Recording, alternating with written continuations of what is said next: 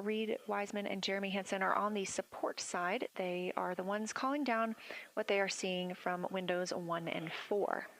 Earlier, we heard that the Earth is so bright in window 4, they have had to temporarily cover it with a t-shirt.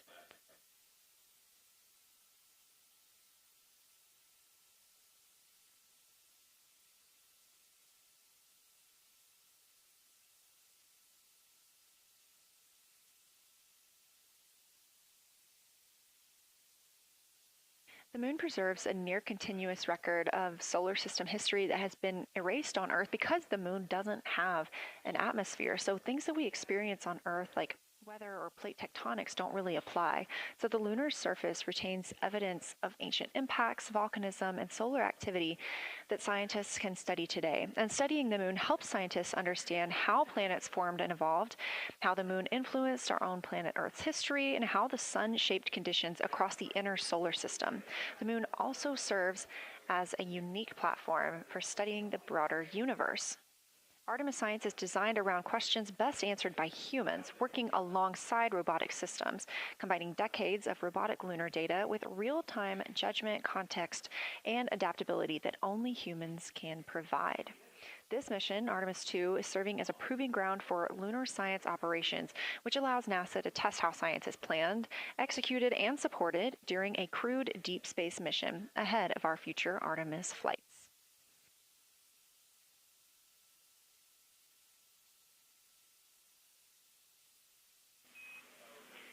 Integrity, time for a window team position swap. So Victor and Christina, please switch places if you've not done so already, and remember your SD card for the camera. Time for a window team position swap. So Victor and Christina, please switch places if you've not done so already, and remember your SD card for the camera.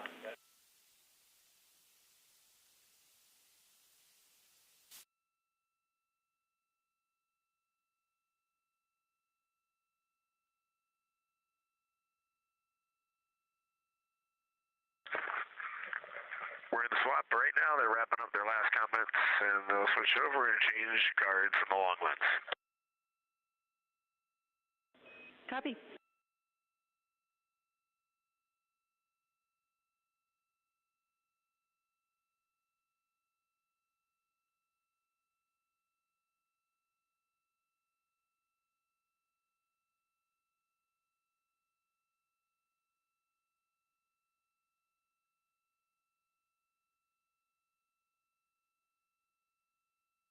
As you heard in that call, it is now time for the team members at the window to swap positions. That means Victor Glover and Christina Cook will be switching roles. One of them has been photographing the moon with a Nikon with an 80 to 400 millimeter zoom lens, while the other was making annotations on their portable computing device. And both are recording audio that the science team will be able to listen to.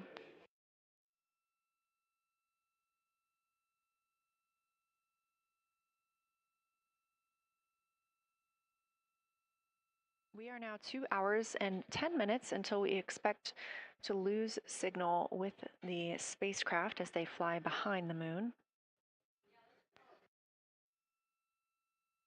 And the next target for the crew is considered a crew choice event. They have the option to focus on any regions or patterns or features that interest them. The science team has asked the crew to capture pictures that illustrate their choice, as well as at different zoom levels, and to describe why those certain features or regions caught their eye.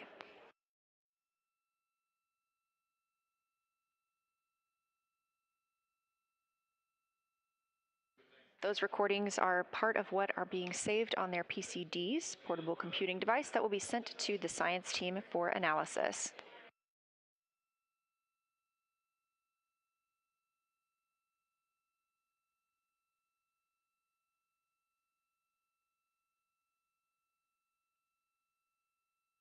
The crew has been allotted 8 minutes for this crew choice event, and it's also a time for a scheduled sit rep or situation report. So we expect to hear them calling down what they are seeing soon.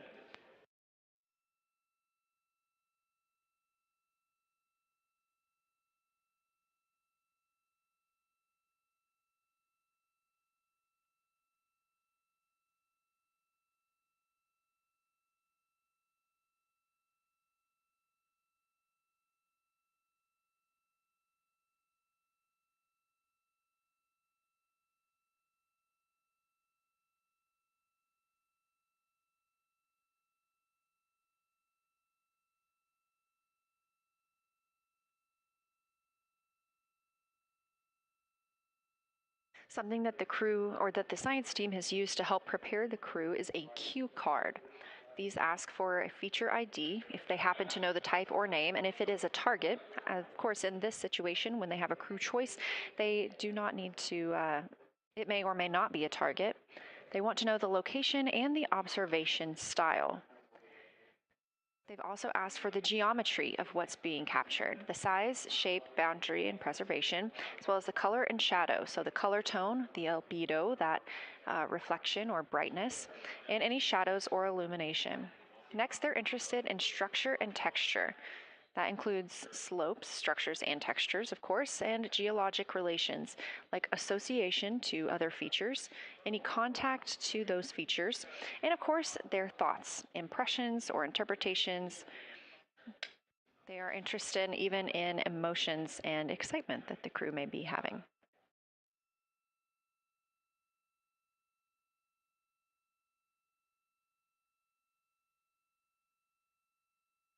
This flyby day has been practiced in many ways, even in sims here in Mission Control Houston.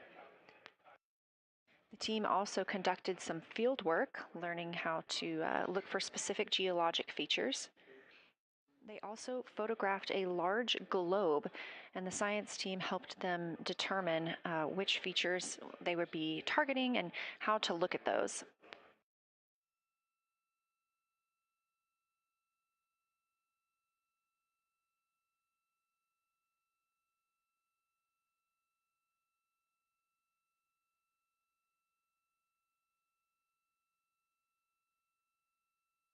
We have a few more minutes that the crew would be photographing their crew choice. Again, this is NASA astronauts Victor Glover and Christina Cook at the windows. They will then move on to another discussion portion. This is for the far side albedo, that reflectiveness, and color that they are seeing. We heard earlier about some browns seen on the moon, which is very interesting, especially here from Earth, where we are just seeing whites, grays, and maybe even black at some points. When they get into that discussion for far side albedo in a few minutes, the theme is looking to know how that color and albedo is, what those variations look like across the far side.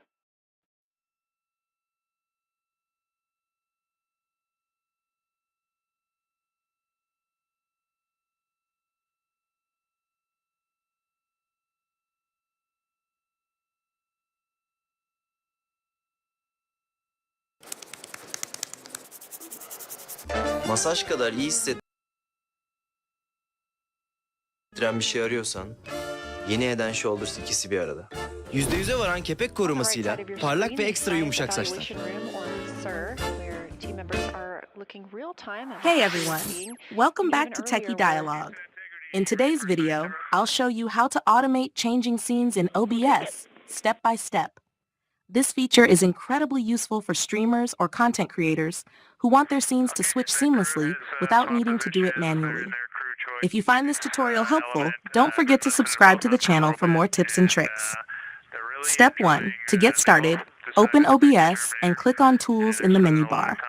From there, select Automatic Scene Switcher. This will open the settings for automating your scene transitions.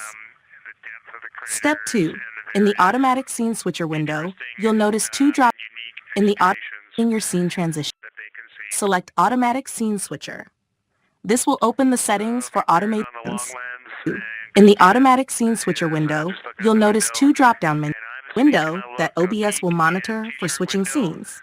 For example, if you want OBS to for instance, if you're using a game like Ultikill, assign is on the limb of the moon now.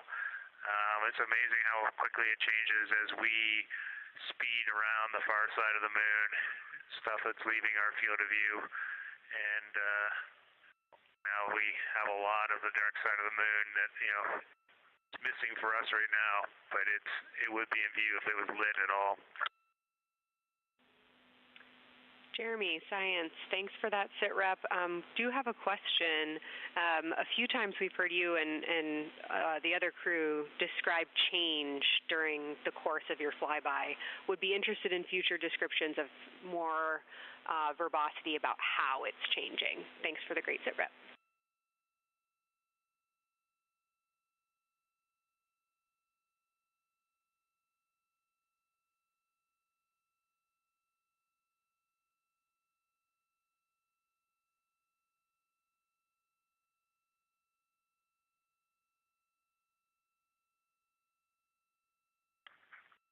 Yeah, Kelsey, sounds good. We are definitely keeping an eye on that.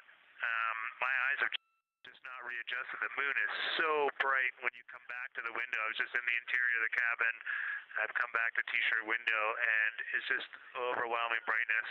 And my viewing angle is a bit challenging, so I won't be able to give you great observations from this window. But I will talk about something that I was talking a lot about in my recordings earlier, which was we've been talking about some shades, and so we have obviously the dark and the light gray, and then we've talked about naming some colors, a brownish hue and a greenish hue. And I'll tell you, like right now, Aristarchus, the plateau is hard for me to see from this window, but that had greenish hues to me and was very unique. I didn't see anything like that anywhere else on this side of the moon. And then I see a lot of these, what I would call brownish hue areas. There's a number of them. And they, for example, in the northwest corner of the highlands, to me it looks like the brownish hue is caused by ray or ejected material landing on the highlands, and then we obviously see the ray areas as a lighter albedo, but in between the rays where the deposit would be thinnest, that is what it looks like is causing the brown to me. So I saw that on the northwest side of Aristarchus, or sorry, that dark area of the highlands, northwest side of the highlands. I saw it in the highlands to the east of Glushko, and then I see those same brownish hues west of Oriental, and I drew a contact there on OneNote, but that's a huge region, kind of like a piece of pie with the point of the pie pointing at Oriental and then going up towards the northern side of Hertzsprung. And that is an area that just looks like a different brownish albedo.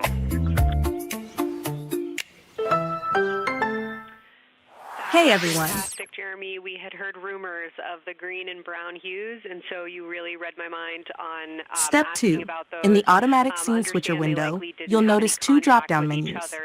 The first drop-down is where you'll select the window that OBS will monitor for switching scenes.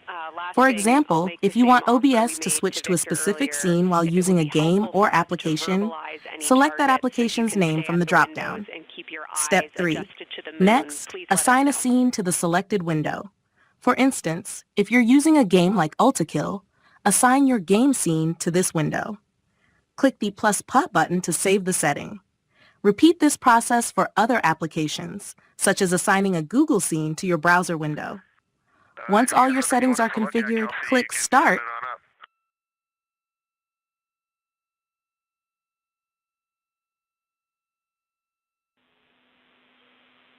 Definitely not looking to interrupt your flow, Reed and Jeremy, only offering assistance if you guys want to keep your eyes off of the PCDs.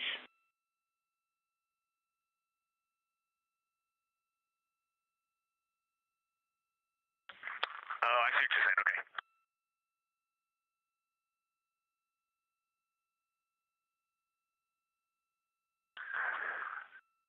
Not really science related, and we definitely learned this at Apollo, but the thing that is just most fascinating, I think, to me and Victor right now is even as rugged as the far side looks, when you look at Oriental and Home, it's rugged.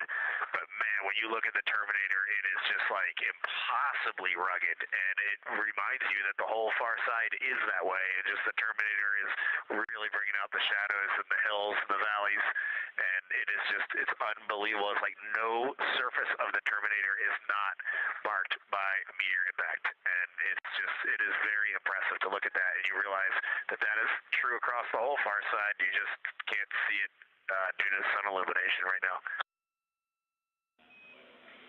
Reed, Houston copies, and we were commenting on the same thing. Even from our view, the Terminator looks absolutely alien because there's just so much texture in there that we're just not used to seeing. So thanks for sharing that with us.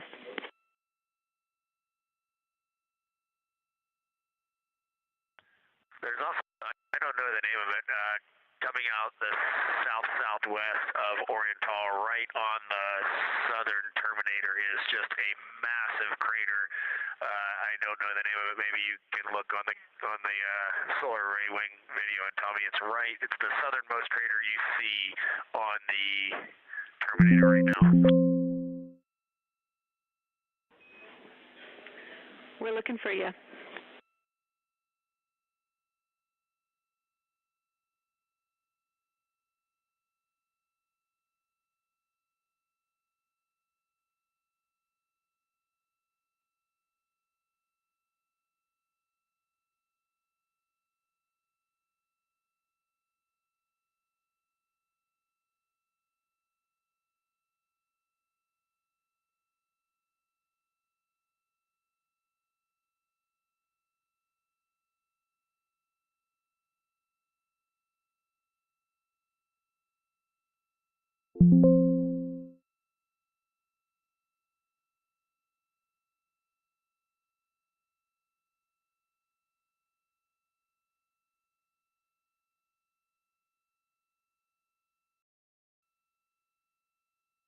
To enable the automatic scene switching. If you ever want to disable this feature, simply go back to the automatic scene switcher and press stop. And that's it. Thanks for watching, and I'll see you in the next video. Mükemmel naziklik ve cilt konforu. Bravo.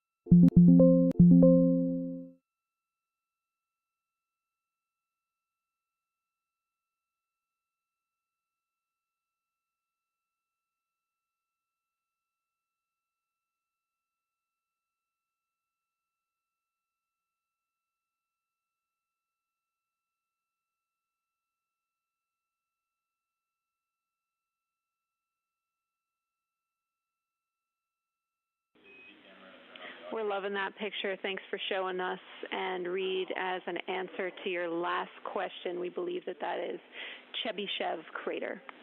And the sir agrees with that.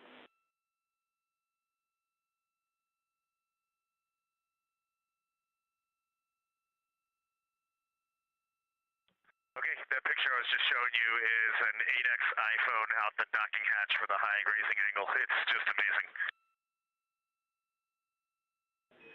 We love it. Thank you.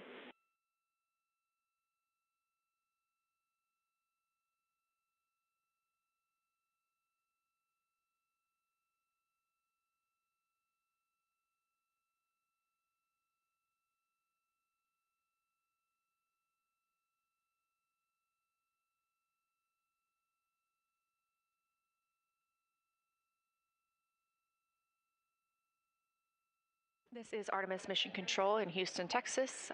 Mission elapsed time, 4 days, 22 hours, 12 minutes into the flight of Orion.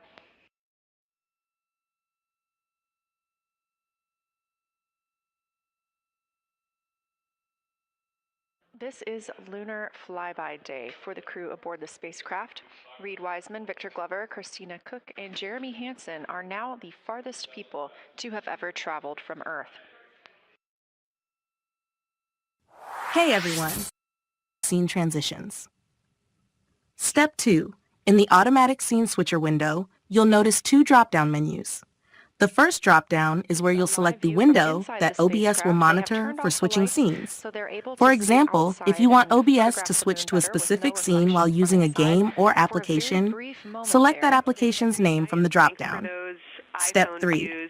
Next, assign a scene to the selected window.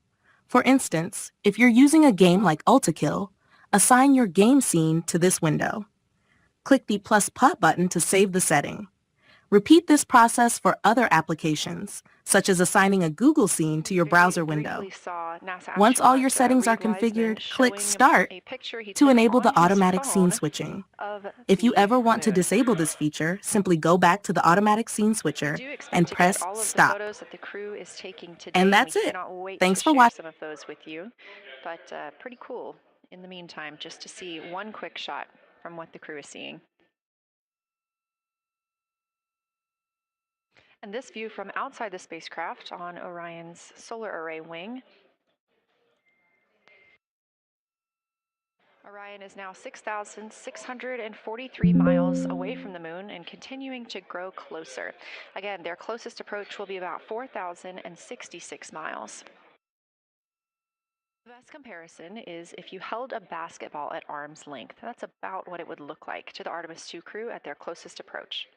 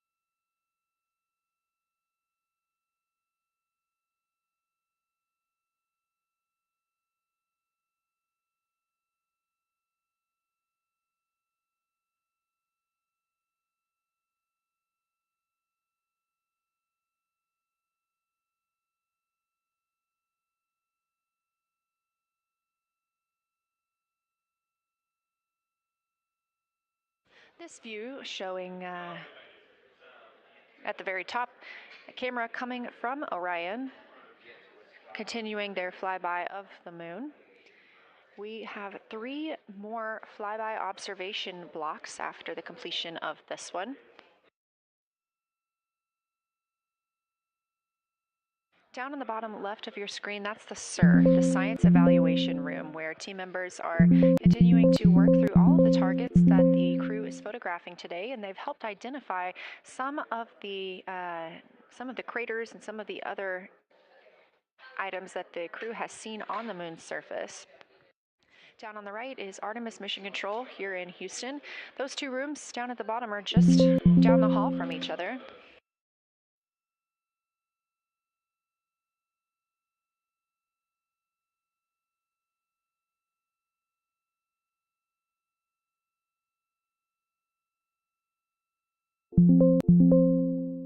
And we are just a few minutes away from the next cabin and window team swap. That means Victor and Christina, who have been at the windows, will fly to the cabin, the background essentially, and be their support crew for Reed and Jeremy. Reed and Jeremy will move back up to the windows.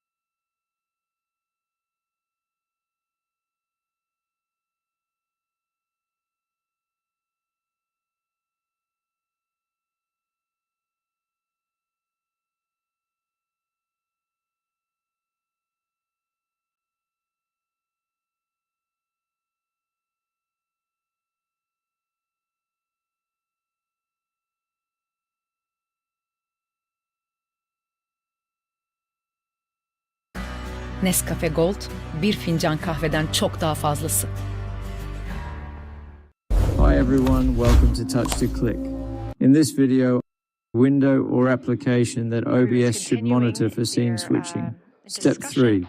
Click the scene selection drop-down next to the chosen window and select the scene you want OBS to switch to when that window is active. Step 4. Click the plus button to add and save the window and scene pairing. Step 5. Repeat the same process by selecting another window from the drop-down, choosing its corresponding scene, and clicking the plus button. Step 6. After configuring all window and scene pairs, click Start to enable automatic scene switching. Step 7. To disable automatic scene switching, return to Tools, open Automatic Scene Switcher, and click Stop. Thanks for watching.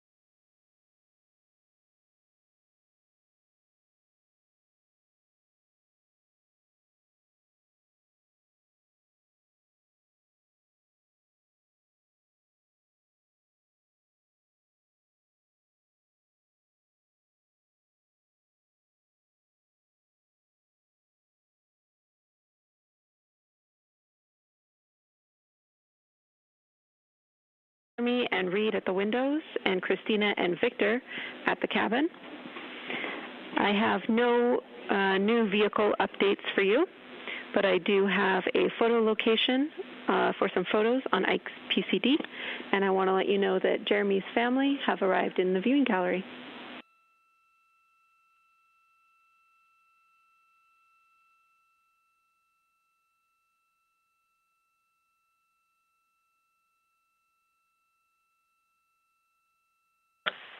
Okay, Jenny, we copied most of that.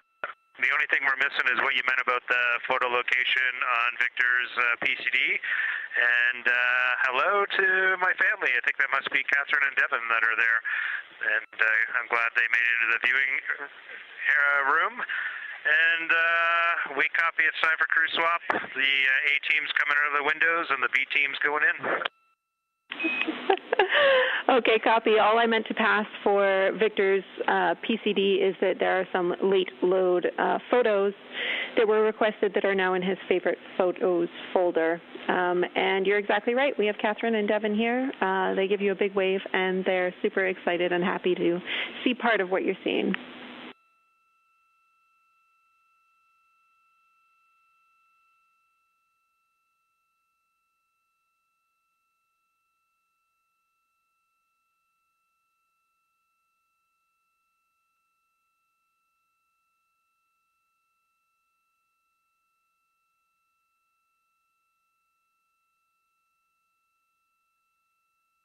Okay, copy, Jenny. We're not sure what we're looking for in the PCD, but we're going to poke around and we may be calling you back about that one. All right, that's no problem, and it's unrelated to flyby.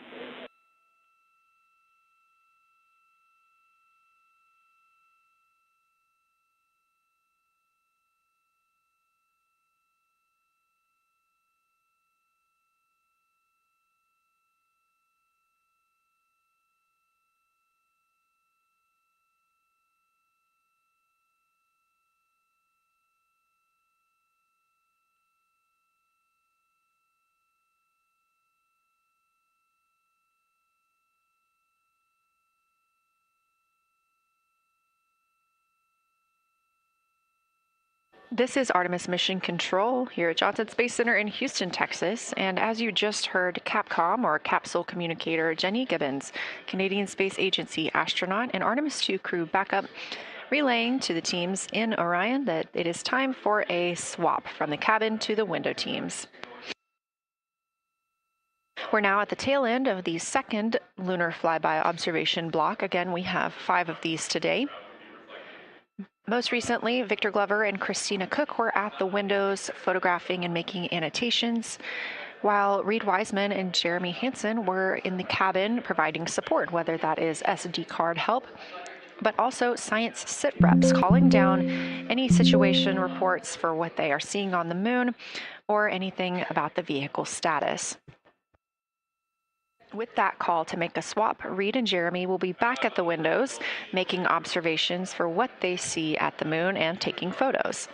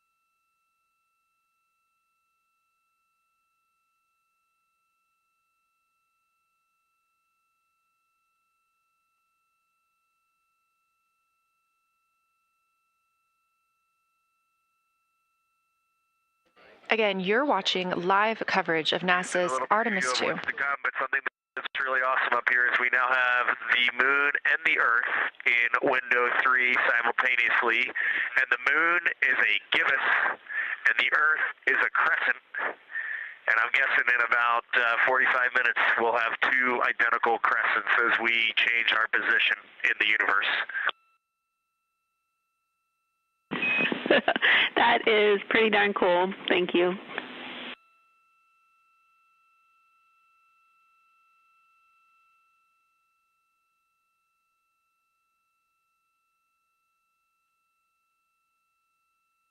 That's the Artemis 2 crew, the first astronauts to fly by the moon in more than 50 years, reporting that when they look out of window 3, one window, they're able to see both the Earth and the moon at the same time now.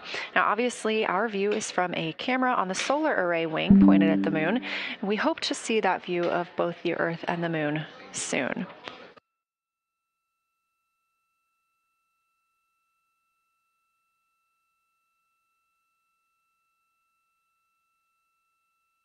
Some upcoming times for what you can expect. In about an hour and 40 minutes, we will have Earth set. And during that time, we will have a view of Earth going behind the moon.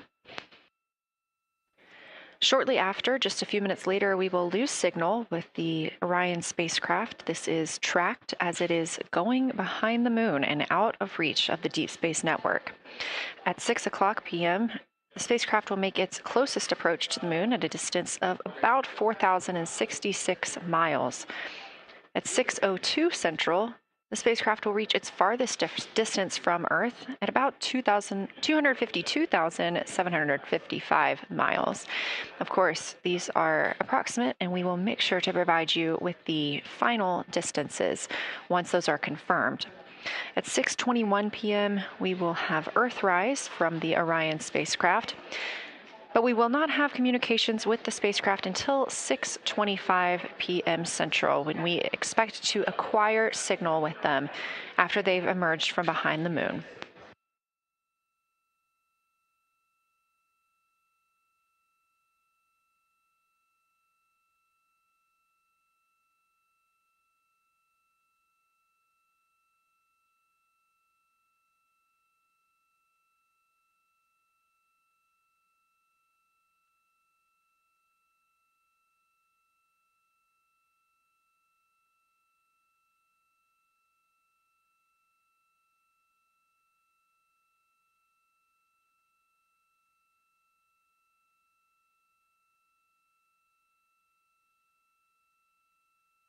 Again, you're watching live coverage of NASA's lunar flyby for the Artemis 2 mission, first crew to fly beyond the moon in over 50 years. The astronauts inside the spacecraft are switching positions, 2 at the windows and 2 serving in support roles, before they start their third timelined flyby observation for today.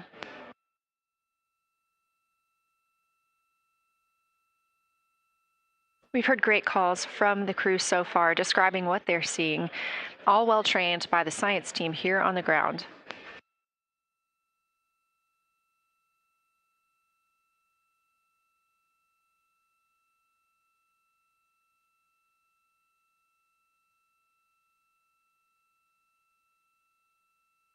Another major milestone for the crew today will be to experience a solar eclipse from their capsule. No one on Earth will experience this solar eclipse. To the astronauts, this will look a lot like a total solar eclipse on Earth, except the moon will be huge compared to the sun. Whereas if you're standing on Earth and looking at a solar eclipse, the moon and the sun appear to be about the same size in the sky. As the moon begins to cover and then uncover the sun, the astronauts will see a partial solar eclipse, so that's before and after totality, and during that time frame they will have to wear eclipse glasses so they can safely view this phase. They also intend to capture images of the sun's corona during the eclipse. This is a rare glimpse at the innermost corona that will only be captured by the astronauts' cameras. During the eclipse, we also look forward to the crew members describing what they will see, which includes unique light features like the shape and size of the corona and potentially even lunar dust. At the same time, Venus, Saturn, Mars, and Mercury will be near the sun, so they may be able to identify what part of the sky they're looking at. This can help train future Artemis astronauts on what part of the sky they're seeing, which is useful knowledge in challenging situations when they may need to rely on that information instead of instruments for navigation and orientation. That eclipse window will last about an hour, and it'll happen near the end of the day today, closer to 7:35 p.m. Central, 8:35 Eastern.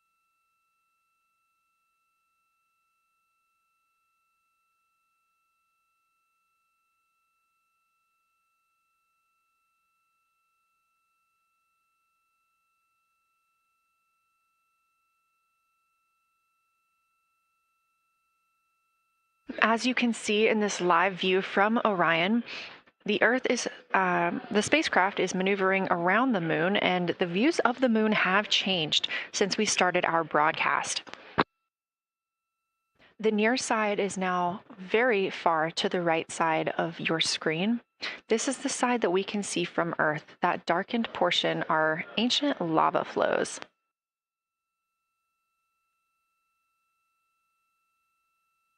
The crater down towards the bottom of the moon is ORION, and this is a crater that was previously never seen before by human eyes until this mission.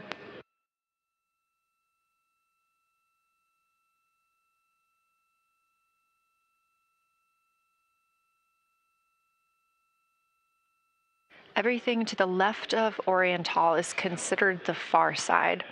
And this is what we typically do not see from Earth.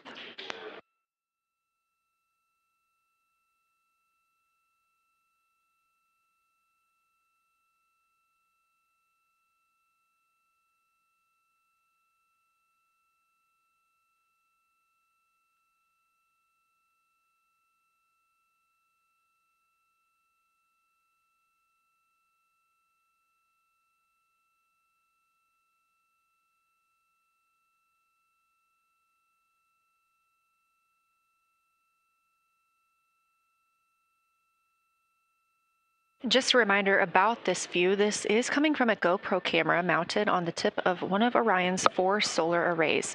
Each solar array has a camera mounted on it, and the bandwidth is limited due to we have a crew on board, and this is our first flight of crew aboard the Orion spacecraft. So having a crew means we have to have an environmental control and life support system. There's a lot of data around, a lot of data to bring down for the crew members to keep us up to date on everything happening aboard the spacecraft. So we have to share our bandwidth when it comes to imagery and data.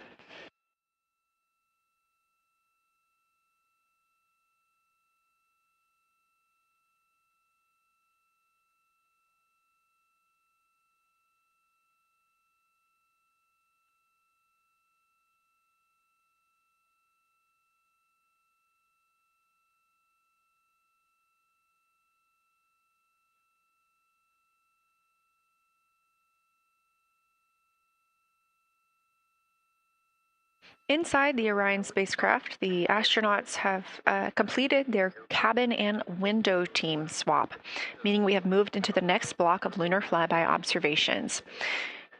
Jeremy Hansen and Reed Wiseman are now back at the windows, taking photos and making annotations. About halfway through this block, they will switch positions at the windows and will be prompted by the ground to do so.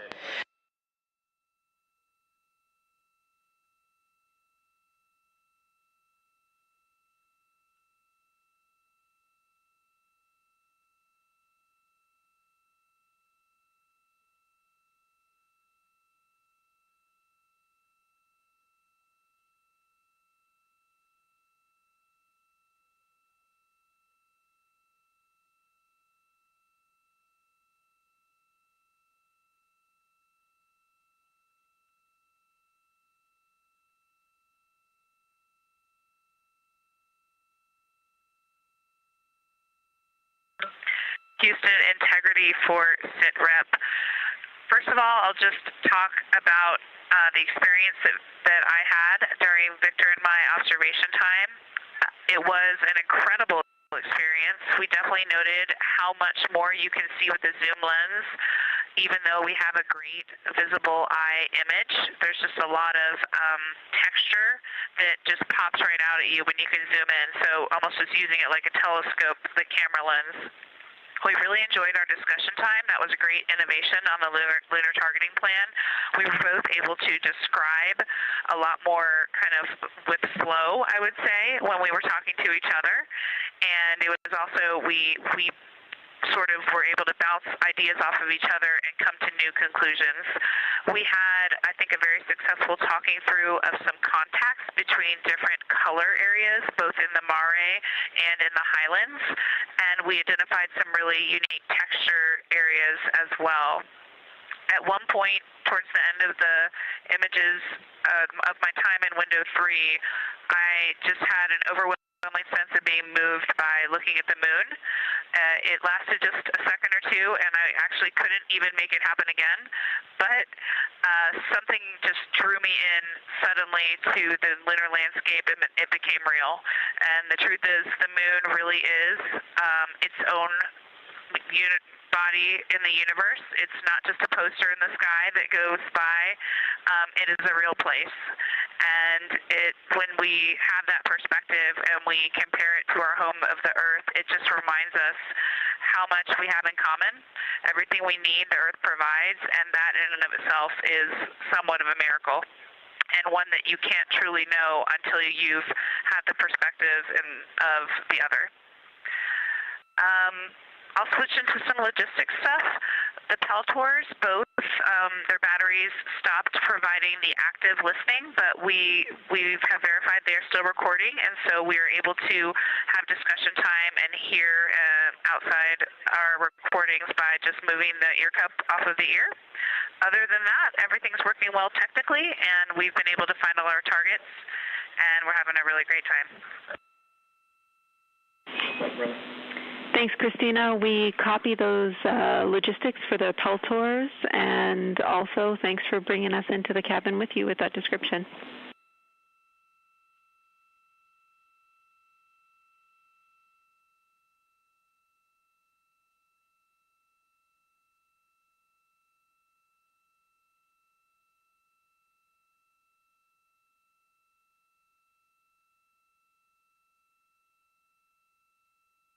Right on time.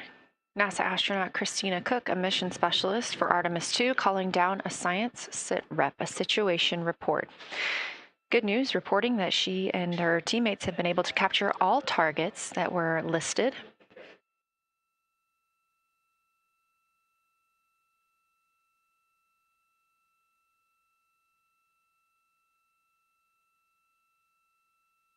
Christina also gave a vibrant description of just how it feels to be there and to see the moon up close and not just something passing in our night sky. Currently, the team members at the window are Reed Wiseman and Jeremy Hansen. Meanwhile, Integrity cabin team for window shroud.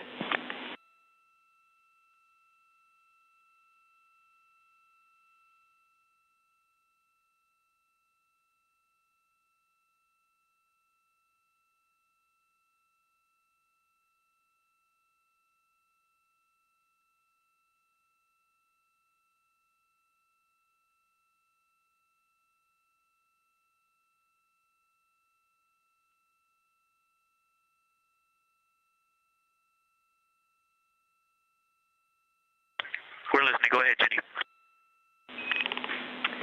Hey, Victor, we have a temperature constraint on the windows, and the shroud might be getting us close, so we just want to check on the state of window 4's shroud, whether you believe it's still necessary because maybe things have changed with our viewing, and if so, we would like to request to have the shroud removed.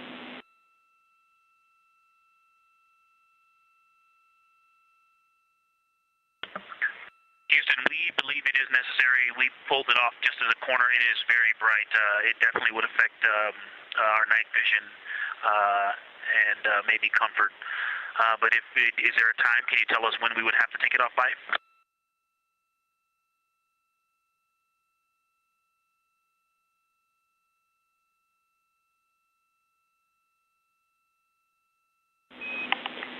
Unfortunately, since it's been on for a while, we are going to have to request that the shroud is removed, and we can recommend something that could block the light but just create a bit of distance between the window and whatever is covering it. Something like a T-shirt would do the trick and help.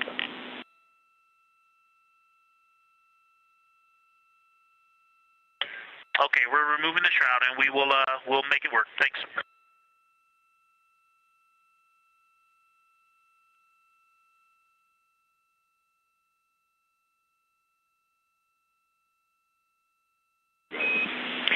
Thank you, Victor.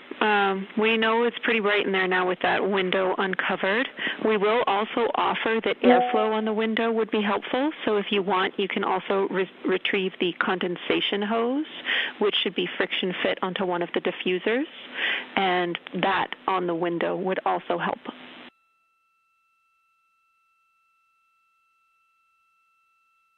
We can easily point a diffuser at the window, so we're going to start with that, and it's pointing at the window now.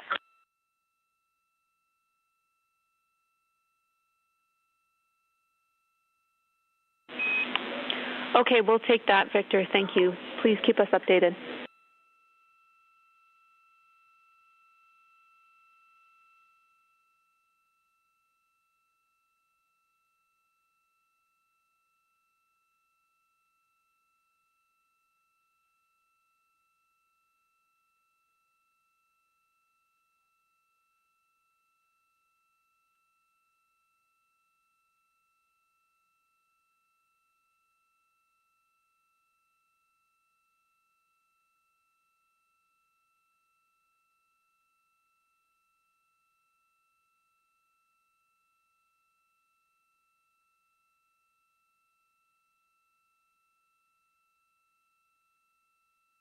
That call from Capcom, Jenny Gibbons, CSA astronaut and Artemis 2 crew backup to the crew aboard Orion, letting them know that they will need to remove the window shroud they had placed on window 4. They initially placed that shroud there to block out some of the light from the Earth. It was extremely bright coming in the cabin and interfering with some of their viewing opportunities out at the moon.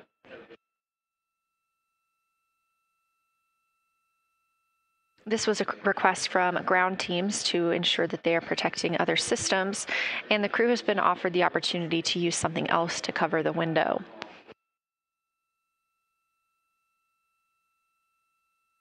Meanwhile, Reed Wiseman and Jeremy Hansen continue with their lunar flyby observations.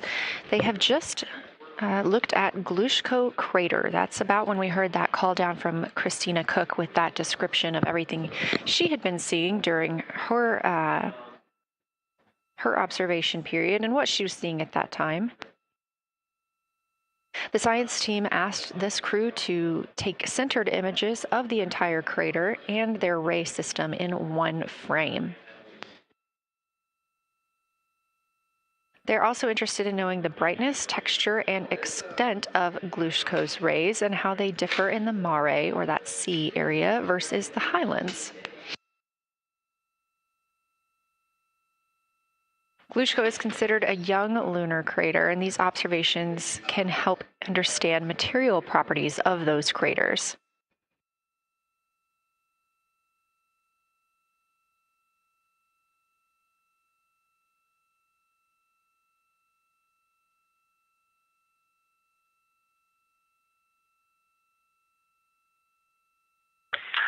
Science, integrity. First, I wanted to start off with connecting with what Christina said, that it was very moving to look out the window.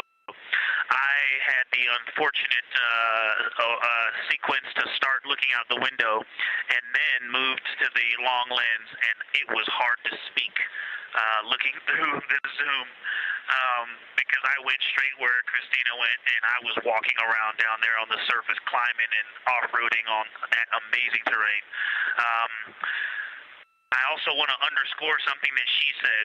As we continue to explore, when we actually do go down there to the surface, I know for safety reasons that we would never send someone alone, but I just want to really emphasize how important the discussion time was. When we started to talk, we not only got better science discussion, we got better human connection, and so doing this as a pair, we just learn and grow together, and that's just super important, so thank you for adding that to this plan. Reed just passed me a note that the Orion Tall Basin annular ring has a similar albedo to the center, but a different color. It has more brownish tones in it, and he said it's very distinct now that he's been staring at it. Victor, thank you. You got a cheer from science there, and we all just went on that moonwalk with you, so highlighting how important it is to talk about these things. I also want to let you know that we have Deanna Glover with us in the viewing gallery. She's all smiles.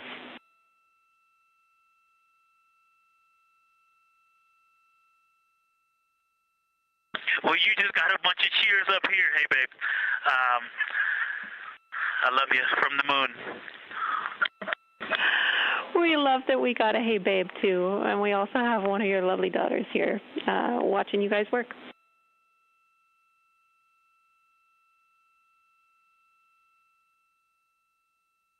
Thank you guys for doing that and for supporting them through this. And to all of you, Genesis, Maya, Joya, and Corinne, I love you. And Deanna, I love you. I'm glad you get to be there.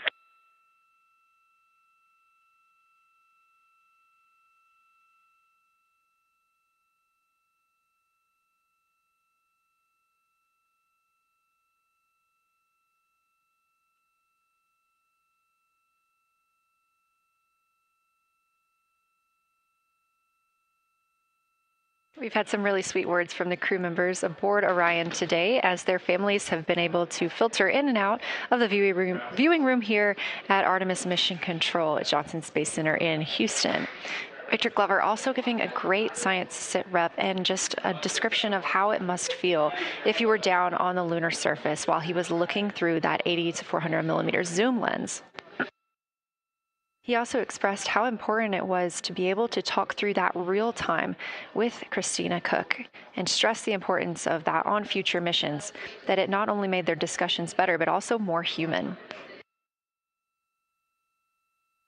Glover and Cook are in the support roles right now, not taking photos or making annotations at the windows, but they are also encouraged to have their midday meal at this time.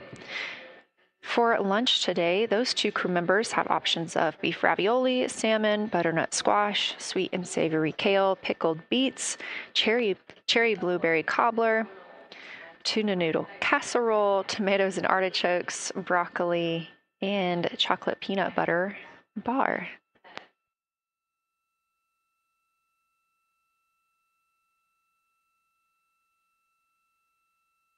Once Glover and Cook return to the window portion of their flyby today, Reed Wiseman and Jeremy Hansen will get into their midday meal.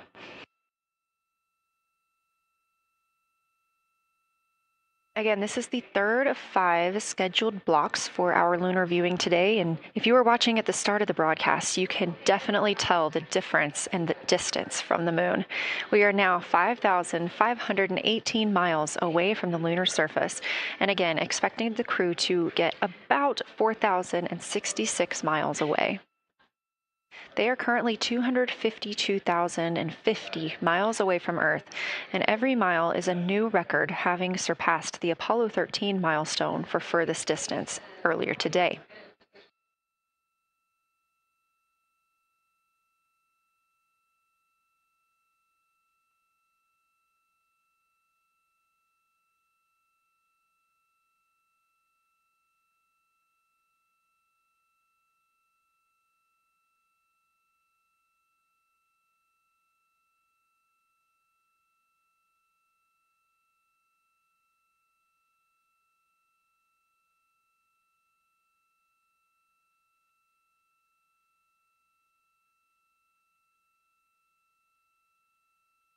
If you look down to the bottom right of the moon in that darker looking area, that is Orion Basin.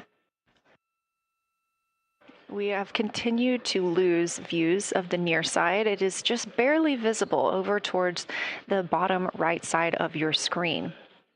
And then you'll also hear later about that terminator. That's the line between light and darkness while on the moon. It is really exposing some of those craters at this time.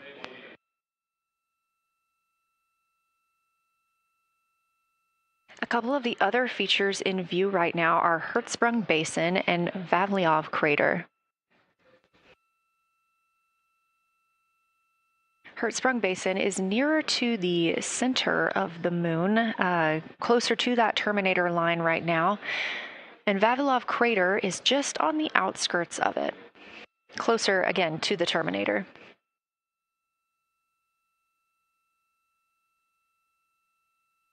Towards the bottom of the moon and to the left of the terminator line, or currently shadowed in darkness, is Apollo Basin.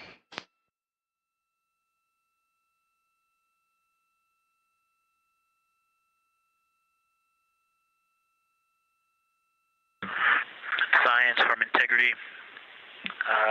Let me find out how far we are from the moon right now. But our view is about a third of the moon is in eclipse. That beautiful terminator is out there calling to me. We're 4,691 miles from the moon. And what looked like in the terminator about a third of the way up from the southernmost part of the terminator looked like a dinosaur print if one was running to the northwest. Now is clearly a crater with a bunch of craters around it. And that terminator, I can only see about half of it. I'm looking through the docking hatch window right now because we have the Z9 in window 1. But that terminator has moved. I guess I've been using Vavilov the whole time, so it's gone 2 more Vavilov craters to the west. And so a few more features are starting to peek out into the sunlight there with that low sun angle, and so you still have ridges and valleys showing up very clearly, a very jagged terminator, and a few islands of light out there with some high elevation shining in the sunlight in that darkness. And on the eastern side of the moon, Grimaldi appears to be one of the farthest east features, and that is maybe 5 degrees from being right on the limb and going off over the horizon. It is interesting, just looking at Oriental, that my first impression of it is all of the dark areas appear lighter, which I think makes sense because it is now facing, well, it's still relatively the same to the sun, but my angle to it is different. So I'm looking at it from a little more, even further to the side as we pass it. But all the darker features appear to be just a little bit lighter from this vantage point. The darker ring structure in the outer and inner ring and the interior, as well as the annular ring portion, everything seems to be just a smidge lighter at this point. Thanks for that description, Ike. Any additional words you can provide on Oriental would be wonderful, as that is such a high priority target for us. And while I have you, as we get closer to target 15, which is the Terminator target, if you can find Zeeman Crater again that you were looking at earlier, everything to your left of Zeeman would be getting into the South Pole Aiken area to help you orient yourself.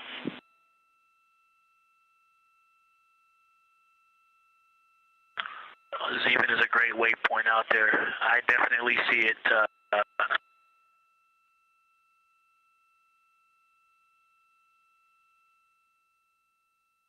Yeah, Zeeman is very easy to find, and that is awesome. Thank you for pointing that out. Feel free to do that as often as you think of things.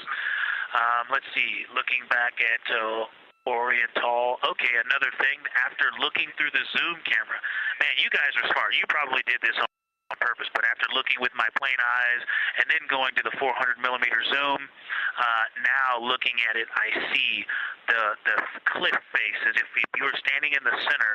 That inner and outer ring have definitely some real terrain to them, and now I can see that as terrain. Now that I look at it even with my naked eye, I can tell that there's a lot of elevation and that, like I said, a cliff face on that eastern edge where all the darker deposits are. And it's just the scale now. Looking at it from far away before, it seemed like flat with color painted on it, but now that I look at it, I can definitely see that there is, different depositional characteristics, and so the darker is some other material, but there's also some shadowing going on because of the cliff face that is a part of that crater wall. Great description, Victor. Thanks, and really interesting to hear now the distinction between shadow and color. Before I let you go back to other observations, you mentioned that Reed saw a browner hue to the annular ring than the rest of Oriental. Are you seeing that from your vantage point?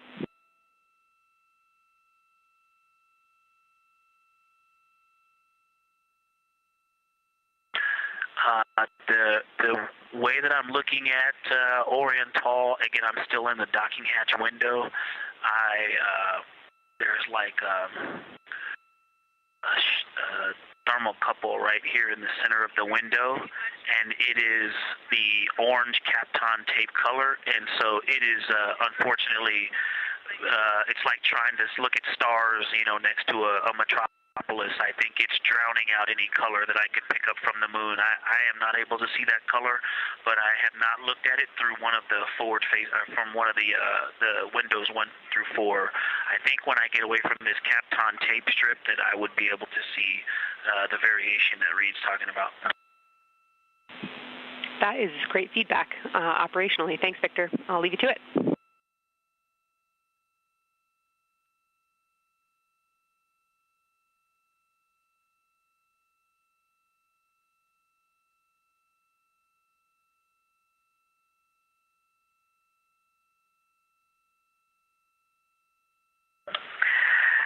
Science Integrity with a question from the window team.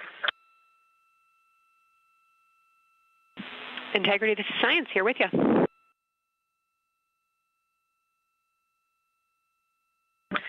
Yes, they have a question to help inform a theory that they're sort of tossing back and forth. What is older, the Mare seas of the near side or Oriental?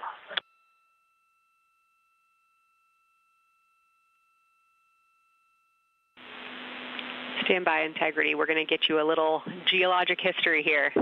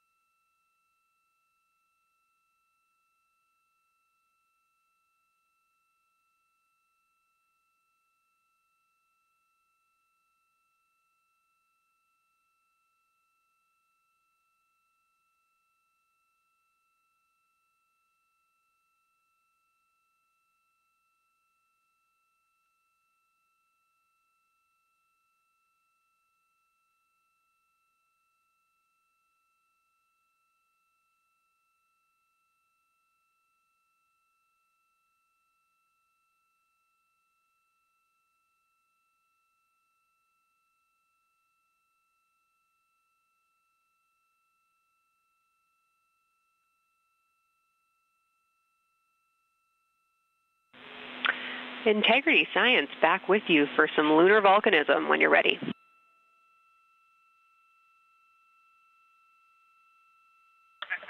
Go ahead. You're making our day down here getting to talk about lunar volcanoes. Oriental, as far as Mare go, is younger than almost all of the Mare on the near side. The exception are features like Aristarchus, which really pop out to you guys and really pop out to us here on Earth. That is younger, but other than that, Oriental is pretty young as far as Mare go.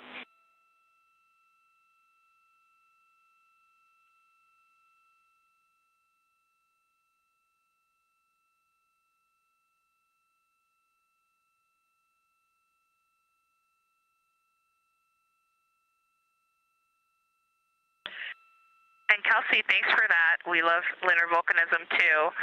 How about when the actual crater was formed?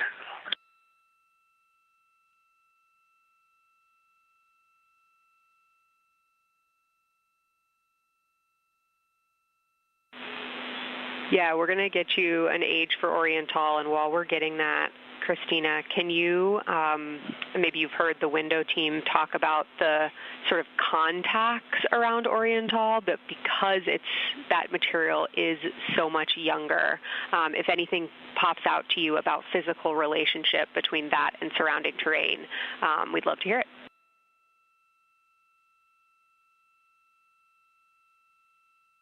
Yeah, definitely. They are discussing a contact relationship that could explain some of the color that they're seeing in certain areas. And so it was really about the ejecta of the creation of the basin and understanding the superposition of its ejecta and Mare on the near side or other features. So thank you. We'll take the insight when you have it.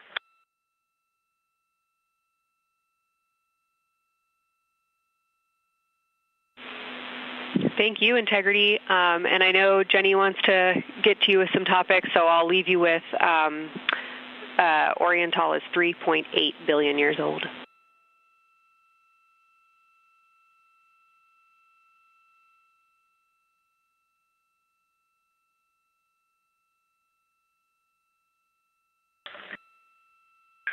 Copy that. So that's on the older side. The actual basin is very old.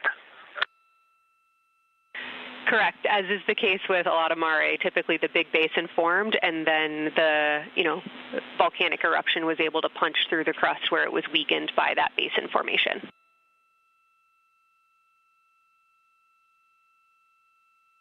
Perfect. Tracking. Thank you.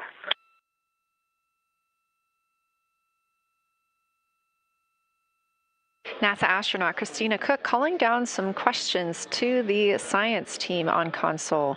The voice you're hearing with those answers is Dr. Kelsey Young. She is joined by Trevor Graff on console today. Christina asking about the age of Orion Tall, and specifically the mare regions. Those are those dark regions that you see. They are paved or filled by volcanic deposits.